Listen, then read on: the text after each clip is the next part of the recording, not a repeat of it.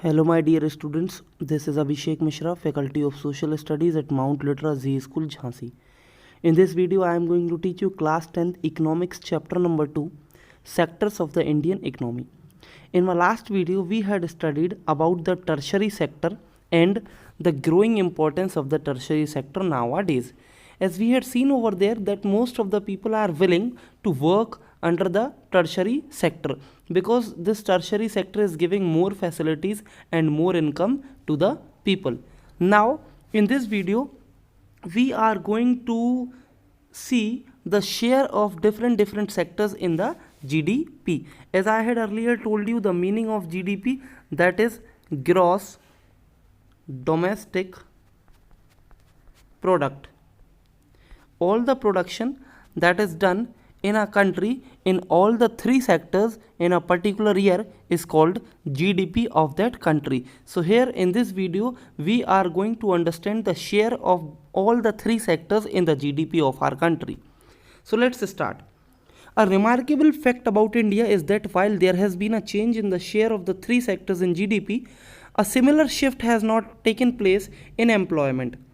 Graph 3 shows the share of employment in all the three sectors in 1970 to 71 and 2009 to 10. The primary sector continues to be the largest employer even now. As we had seen earlier that majority of the population was engaged in the primary sector, though the graph of the tertiary sector has been risen, but still the primary sector is the dominant one. Means most of the people are still engaged in the primary sector, or that is your agriculture sector. Now, why didn't a smaller shift out of primary sector happen in case of employment? It is because not enough jobs were created in the secondary and tertiary sector. The reason being primary sector dominant among all the three sectors because the rate of employment has not been increased in the secondary and the tertiary sector, while the work is very much easy in the primary sector. If you have a small size of land holding, even you can do farming over there. So that is rising the graph of the primary sector. Now,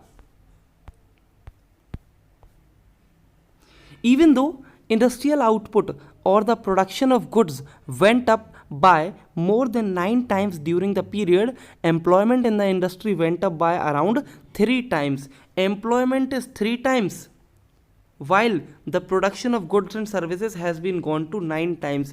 What it shows that the industries are taking much more work to the workers. Here the number of workers are less, but the work they are going to do, that is beyond their capability sometimes.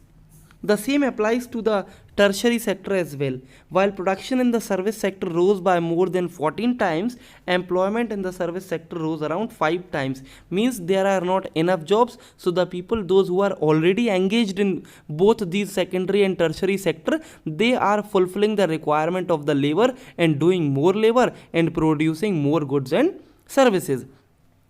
As a result, more than half of the workers in the country are working in the primary sector, mainly in agriculture, producing only a quarter of the GDP.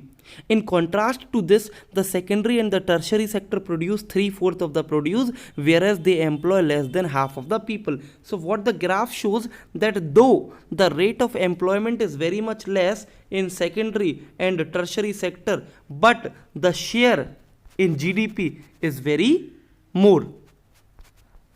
The share of the secondary and the tertiary sector in GDP is very much high. इनका share जो है secondary और tertiary sector में वो काफ़ी ज़्यादा है, जबकि अगर आप आ जाते हैं प्राइमरी सेक्टर पे, तो दो primary sector is engaging much of the worker in it, but even the share is very less. Now, does this mean that the workers in agriculture are not producing as much they could?